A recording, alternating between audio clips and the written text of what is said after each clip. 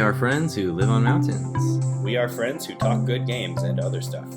And other stuff. Today, the emphasis is on other stuff. But first, we are going to talk about games. What are you playing? I am not playing anything. You forgot about that, didn't you?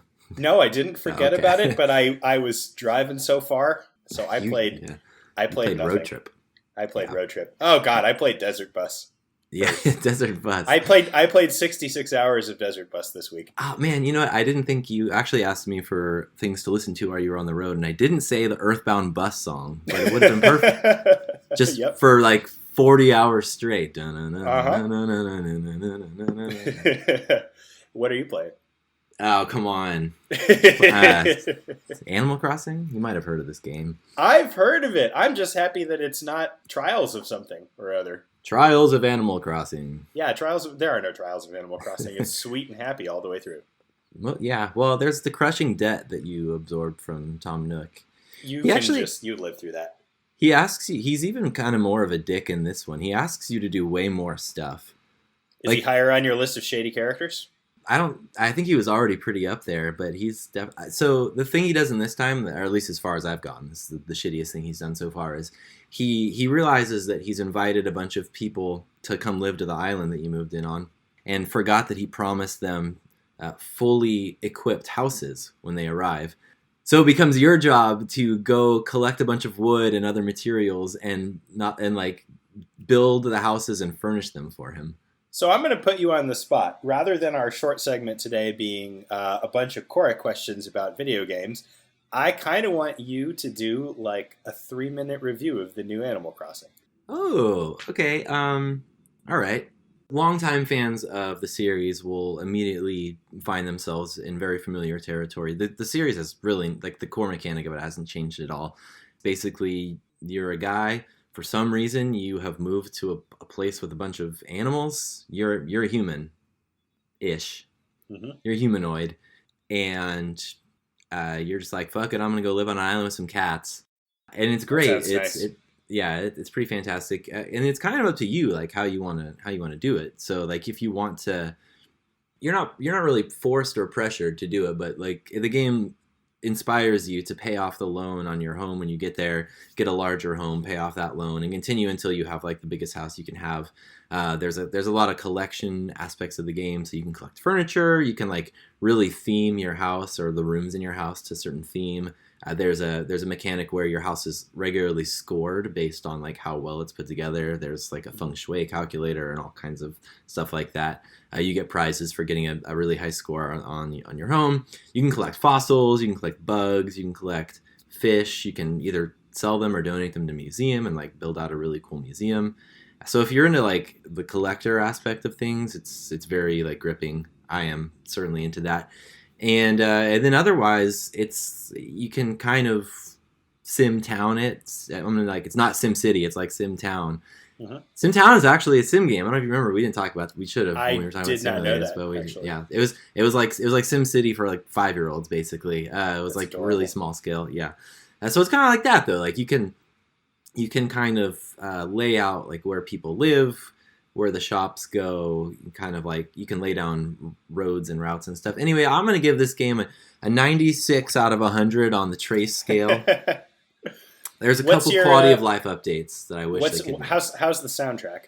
Oh, this is actually like one of the reasons I'm docking it 4 points out of 100. Because in all the previous Animal Crossings, they had a different song that played every hour of the day. And it played on loop for that hour. Mm-hmm. So far in Animal Crossing New Horizons, the song doesn't change. Wow. It's one song no matter when you play, and it loops. Wow. And the one thing that like, I don't know if this is the reason they did it, but now in this game, and you couldn't do this in previous games, you can put furniture outside, which means you can put speakers like anywhere you want. And you can choose what plays on those speakers, and it overrides the background track. So they gave you kind of an annoying They gave you a background song that you couldn't listen to forever to kind of urge you to use the speakers and choose your music. I think that might be part of it, but I like enjoyed so much the I would music dock. I would dock 4 points for that. But it is kind of fun. Like you just go set up a little like table at the pier on your beach and just kind of sit there and fish and listen to your little like whatever fishing song you deem is the right one. But it's been the multiplayer has been a lot of fun. I made a pan flute out of a bunch of bamboo shoots yesterday. I went to my friend's town and just followed him around and played pan flute behind him while he did things. That's fantastic. Which was worth $60 for sure, Oh, like right there. Absolutely. Yeah. Absolutely. Well, I'm glad to hear it was good. Animal Crossing, Hooray. buy it. Play with me. Hooray. Send me gifts. I don't know, whatever. Mackie's getting it for his wife, which I read as I'm getting this for myself and telling my wife it's for her. It's the last time he'll do that before he starts getting things for his child. Same reason. Yeah, exactly.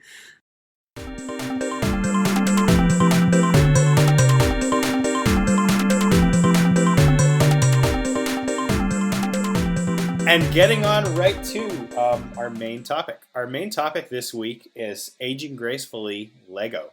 Why is Lego still so good in our mid-30s that we would buy it for our children, but really for ourselves? That we would buy it when we're sad, that we would buy it to hang out together. Wow, buy is really an important word for Lego. It's a consumerist. Yeah, it is. But yeah, Lego has aged so gracefully. Why is that? Yeah, Lego, man, it's just, there's instant gratification in building a Lego. And they actually have kind of leveled up. Like, you can buy very simple Legos, you can buy very complex Legos, and they can kind of age along with you in a sense. It's just, to me, it's like a very comforting. So, like, I don't know about you. The first time I ever got Legos, I was like 3 or 4 years old. And my dad bought me some for my birthday, and we made a Lego pirate. I believe it was a pirate ship, and that was my first Lego experience. And then, like for like weeks, I would just like play with my pirate ship. You could stage little battles on it, and all all kinds of The first one I remember getting, I think I was 5 or 6 years old, was a Lego gas station, and I don't think that I like put it on the shelf and never used it after building it, but I definitely kept it intact and just looked at it for a couple of days. Yeah. Before I started playing with it. Yeah. It's easy to, I mean, yeah, there's part of me that's like, I want to like leave this here and look at it as if it's a piece of art. And then that's what I do now. Right. I used to play Star Wars Legos. I would like, I would have X-Wing fight a TIE fighter. I remember an old friend of ours had like, you know exactly who I'm talking about. He had like all the pod racing Legos from Star Wars Episode 1 within like a year of that movie coming out. And I remember being over at his house and like we were just like we were pod racing, which was really which one of us could run faster with a Lego pod racer in hand and like not eat shit in the yard or whatever. I mean, I'd like to say that was actually my favorite thing about Lego as a child, and that old friend of the podcast is the one who made it very clear to me as an adult what we were really enjoying. He was a very order-driven person. He wants to build cathedrals someday. And some of us ranged pretty far towards chaotic on the order to chaos spectrum. My second memory of Lego is my brother destroying that gas station and chasing him around the room. And this friend used to build perfect Legos and leave them on the shelf. And he came over to our house, which was like boxes and boxes of shredded Lego. And we would build everything, and then at the end of the day, we might actually literally throw it at each other to destroy it. But we would definitely like tear it back down and put it in the boxes. Everything was ephemeral. He didn't go to the ephemeral and chaotic side, but he understood after that he could add 10% chaos. And he is now like, I don't know, he might actually be a master builder. He's definitely got the skill. He builds these amazing, multifaceted, like self-designed ships and castles that are better than anything that I could imagine. There was a period where he and I would sort of dig online for castles that were arts. Like the decorative style was unlike anything you would normally think to do in Lego. We copied them. They were amazing. My favorite thing about Lego as a child was that it was a really good balance between order people and chaos people, and let you play back and encouraged you to play back and forth. I don't think there's any other toy that would urge a chaos child towards order or an order child towards chaos. And let them understand each other somewhere in the middle. Yeah. I was definitely leaned more to the order. Yeah. Both you and he were basically like a little bit perfect Lego, and my brother and I were both like, "Hey, look at that perfect Lego! I built a big brick, wham!" Yeah. And then we just like wham your yeah. Yeah. Yeah, yeah. So now, one of the reasons that I really like Lego, and why it's aged gracefully to me, is because I can just follow a set of directions and be complete, and like I don't. There's no guessing like what happens between step 13 and 14. Whereas like a lot of aspects of my life are like, hey, your apartment's flooded. What do you do to get to the next? What do you, what do you do to get to the stage of life where you no longer have a flooded apartment? And Lego's like, you put the thing down and then there's no longer water on the floor. That's a good memory. We were gonna build the ship in a bottle, but your apartment had flooded, so you were in. I don't think we built it together. I think basically we got it and I left.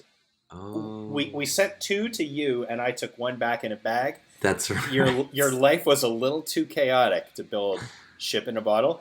And I built it in our spare apartment, not the spare apartment. I built it in our like temporary apartment. I built it at work and left it there, and it was great. Actually, right. I built it at work, and it was the object of some fascination for the hour that I built it at work. Yeah, I think part of the reason that it's aged so well for me is that that simplicity, that uncomplicated follow directions and it'll all work out style really lets all of us ignore and drop and let go of a lot of complicated life stress. It's kind of no accident that you and I build Lego every time we actually hang out from different cities, because vacations are awesome, but they're also inherently a little stressful. Yep. We have limited time where you and I are sitting in a room together able to do something, and I think that this one ends up being the most interesting thing to do, because one or another of us has traveled and someone is always in a little bit of a stress situation.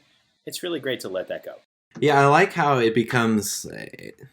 Actually, us building those Y-Wings at your uncle's cabin was like one of my favorite nights of that whole summer year.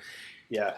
I distinctly remember me continuing to drink beer and you like building a Y-Wing like 3 times as fast as me, and then me getting frustrated. Not upset with myself, but definitely being like a little less sober than you, and being like, I put the engine on the Y-Wing backwards, like I gotta start all over again, and you've already like moved on to doing something else, and Jin's just kind of like, I don't understand what's wrong with you, and I'm just like, I don't either, I just want to build Lego. But it's not a competition is what I have to remind myself. Every time we hang out, you build it way faster than me. Well, the funny thing is, everything else that we do, and I believe we've talked about this on the podcast before, I can pretty reliably be thrown off my game by being engaged in the conversation. I will lose a Mario Kart game, I will lose a Kirby game, I will lose a foot race, and I will drive very poorly if someone puts a good conversation in front of me. And Lego is just not like that. Every time that I sit down to build a Lego, I really finally manage to tune everyone and everything out. And I'm vaguely aware of the conversation swirling around me, and I'm actually really happy, because I'm like, you suckers are talking. build my Lego. No talking during Lego. That's a pattern. Yeah, so I basically I go silent, and then I get fast. It's great. What is your favorite Lego that you stress or panic bought? Stress or panic bought? I've bought very little Lego in stress or panic as an adult. I buy it at a happy time and save it maybe for a little more stressful time, or I buy it at a happy time and it just gets happier. I don't think that I've walked into the Lego store or looked online and felt compelled by stress to buy one. How about you? I feel like I want to say like probably 60 to 70% of the Legos I've bought as an adult have been because a direct like result of me being stressed or panicked about something. I bought an ATST and an Imperial shuttle when I thought I really wanted to quit my job in like I don't know if it's 2015 or 2016. And that was fun. And then I just started building that, and then I remember I didn't tell anybody that I was doing that, and then my girlfriend at the time, fiance now, came over and she was like, where did all this stuff come from? And I was like, oh, I had kind of a shitty day, so I just like got some Legos and I'm building Star Wars Legos. What do you want to do? And she was like, what? And then I did that again after we moved to Seattle. I don't remember what it was. Anyway, I bought an A-Wing yesterday, so we'll see how that goes. I bought an A-Wing yesterday. I bought the A-Wing as a direct result of having to clean our shower drain on Sunday night. And that's actually a very good reason to buy Lego.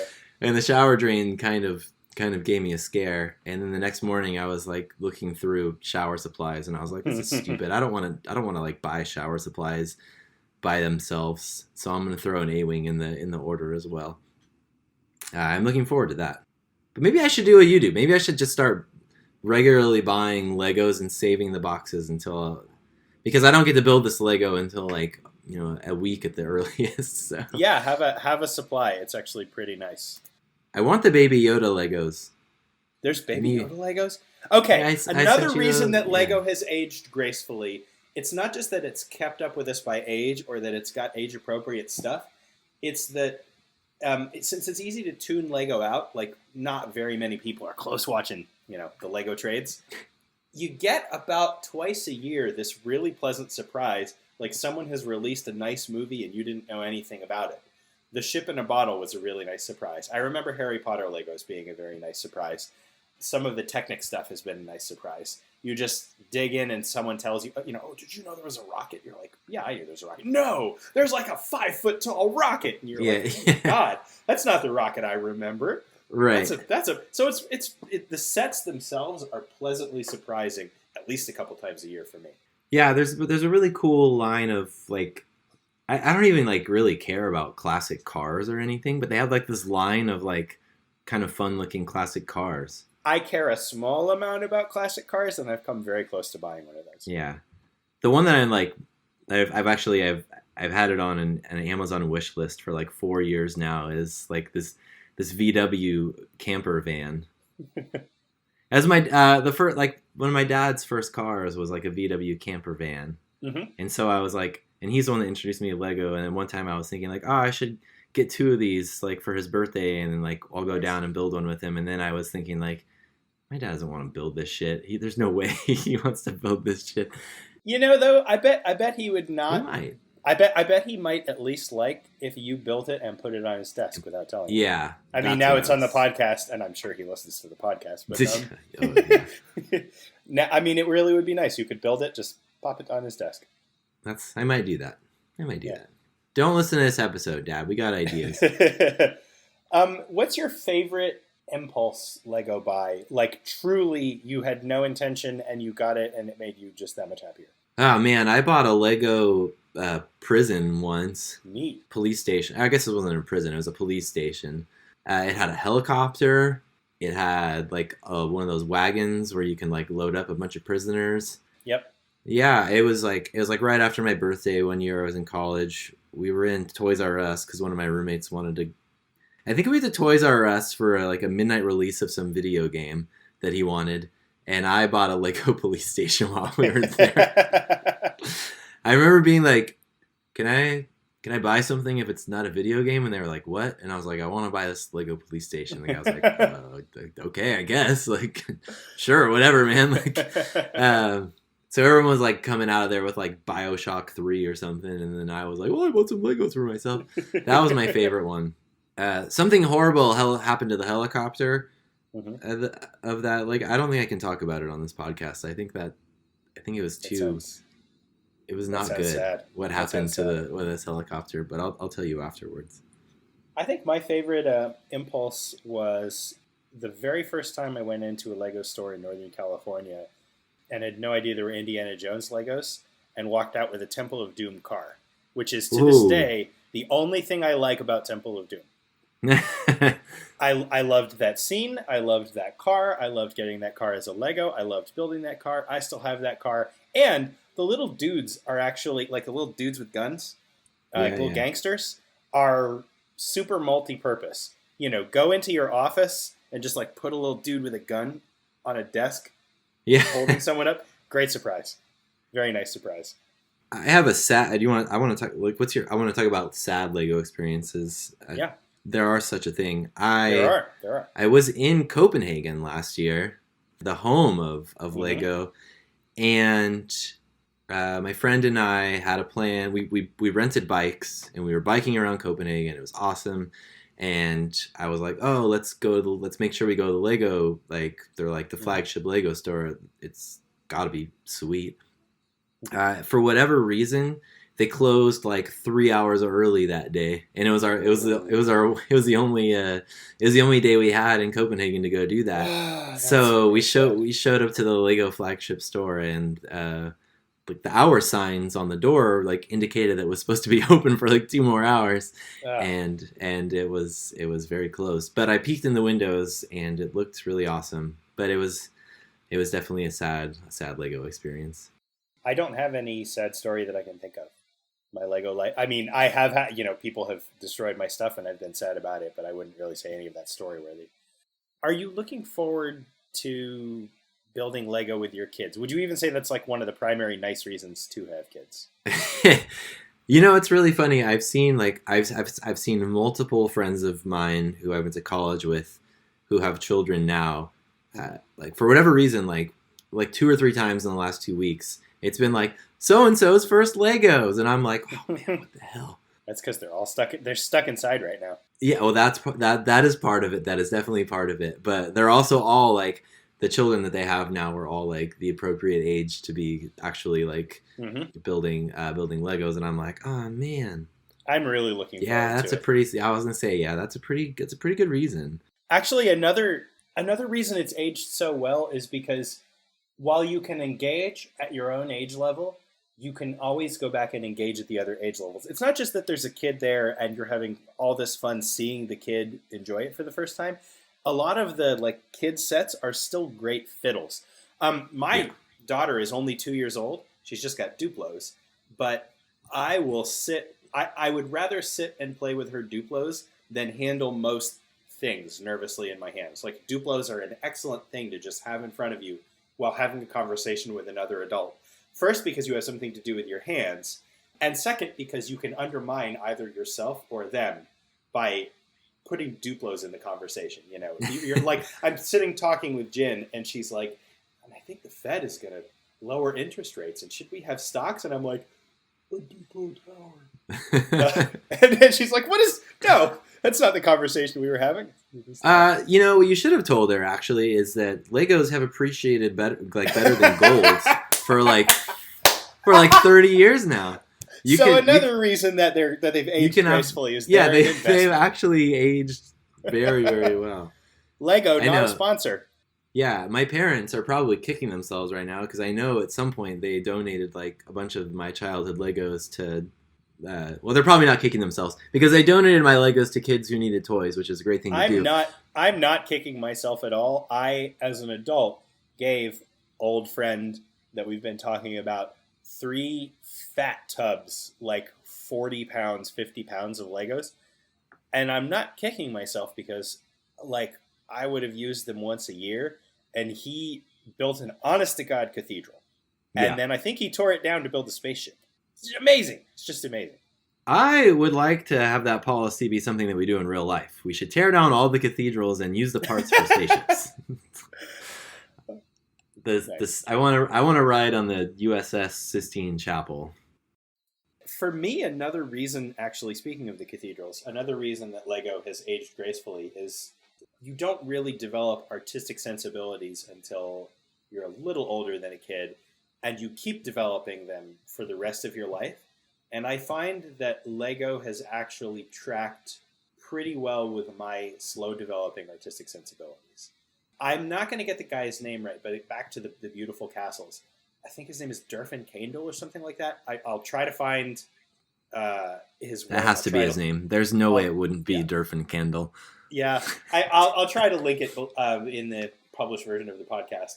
But I think he's the guy who developed the aesthetic of castle brick, where it's intentionally kind of wabi sabi. Like you leave circular pieces, like little circle, one studs, pointing all over the outside of what's already an uneven and multicolored gray structure, and then you put other little gray smooth tiles all over it, so it looks like extra pieces of brick are kind of like sticking out, like it was built badly, like an old castle. And then he was part of a group. I don't think he was the first one to do this, but the group that made all of that pretty stuff built bases for their Lego out of shiny black pieces. So you have this smooth square coffee table style base underneath your Lego creation. It looks really fantastic. Yeah. And as I've watched the Lego world go, like people have gotten really, really creative about, like, when we were kids, or even in the time, like when we were teenagers in our early 20s, they were very good at copying the real world, representing things through Lego.